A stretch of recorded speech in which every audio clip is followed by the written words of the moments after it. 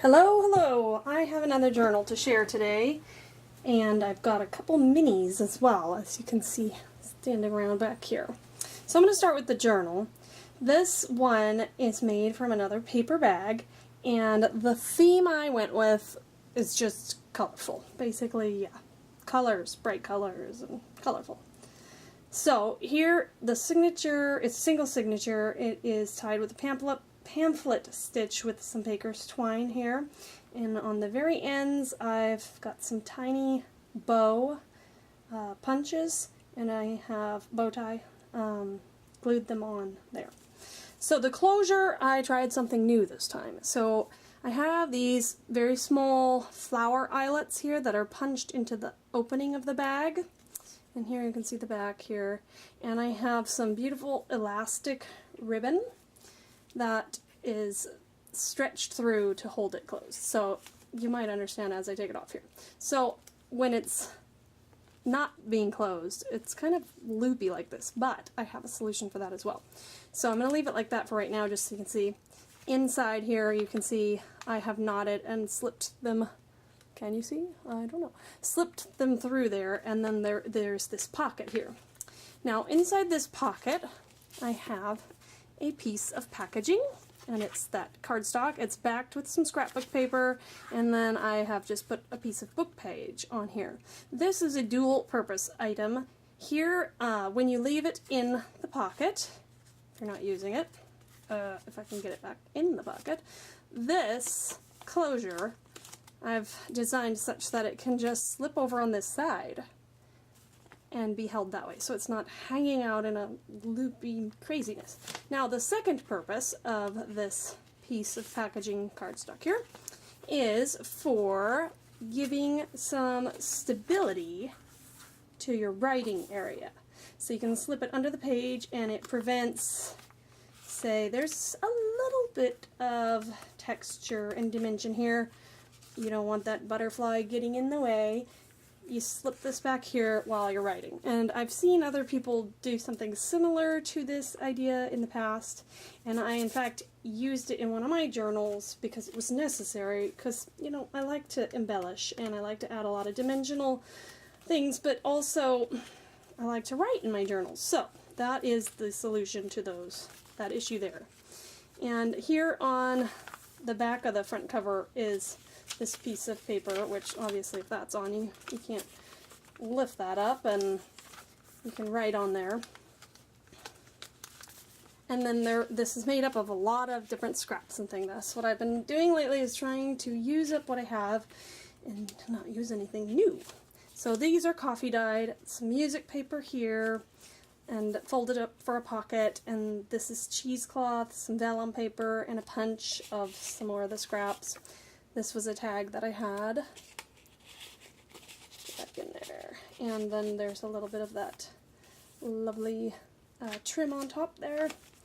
This trim I got, it's actually, oh look, it's right here, intertwined throughout this eyelash trim. I have two eyelash trims that have this one's the pink intertwined with this very soft fuzzy ball stuff. And so I can either use it together or pull them apart and use them separately. So this, I think I used that beige eyelash trim somewhere else in here, and this was the extra, and put it on there. So this is some free printable from Ephemera's Vintage Garden of some colored dyed paper with the lines. So, and I love those little coffee stains. I've had that printed out for a while and finally able to use it. I punched a little butterfly up there, and I've done a little banner here with scraps, and there's some butterflies punched out of something. Oh, that is that butterfly. And I believe I punched it on the other side. Here is a die cut that was given to me a long time ago in a journal swap. On this side, I've used the glassine bag here as a tuck. Behind we have this scrapbook card, journaling card. Then I have decoupaged some napkin here, and in behind this is from a Smashbook quotes pad. Get in there. Here is some this came from some papers that Liz gave to me, Liz the Paper Project. Here I wanted something to show that it flips out here, so I have these tiny tags that I've had for, whoops, can you see that? Forever, very long time, and they're so cute, but so I've only just started using them a lot. And here's a Tim Holtz tiny attacher staple there. So I stapled the two together, tied a little bit of baker's twine up there, and covered the back of the staple with this tiny little circle there. And another glassine bag with decoupage napkin on it. This paper clip, I used some of the extras of the trim, and it comes off. Oops, there's something behind there. I'm going to leave that. Inside the glassine bag, I have this little journal card. Let's see what I took off here. This is another one of those little die cuts that came from the journal swap.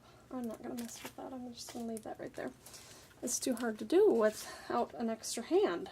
So here's some book page, and this was some sticker that I think I found it on the floor actually, and it still had some stickiness. I'm not sure where it came from, but I used it there as a little tab to turn.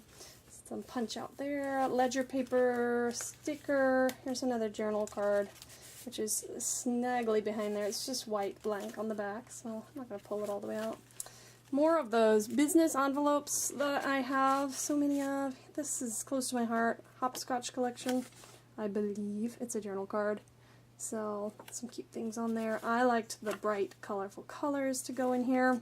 I thought it went kind of well with the paper bag that I used for the cover. That's the center there, so I left the strings on the outside. And here are some punches of butterflies. I just kind of made them traveling across, so it didn't look so blank, and the envelope has been coffee dyed. This little glassine type envelope I found at Daiso a while ago. The cats, they're just so cute. There's some note paper in there. When I bought it, I didn't know that all of the glassine envelopes have this printed animal party on it. I thought they were just blank, but I think these are meant for like an invitation.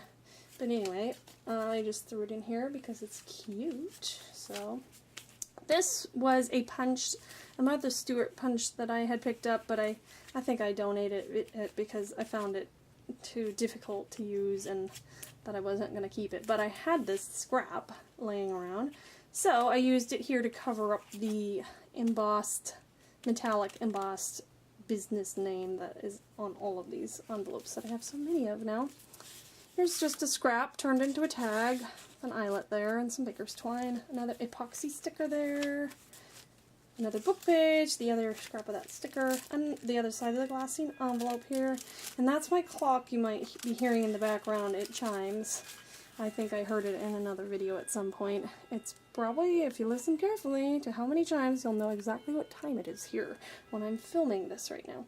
So here's another scrap journaling. Oh, I sprayed with Tattered Angel spray on the back there, and that's probably what the spray is on the back of this paper. Just some different Tattered Angel spray. Made this into a pocket here, and this was another scrap from the edge of a 12 by 12 scrapbook paper, where they have, sometimes some brands have a little bonus thing on the side there. And I really liked that one. I had these little cards, I believe I found them at Tuesday Morning, and they might be Jilla Bean Soup, but I can't be certain on that. And I threw that one in there. Here's another scrap that I had, actually two of these. This flower one is punched out of a magazine, but it was colorful. On the other side, it's really colorful, and I just like the pattern. This little guy came from somewhere. It was just a scrap somewhere. Real specific there. Anyway, that means I don't know where I got it.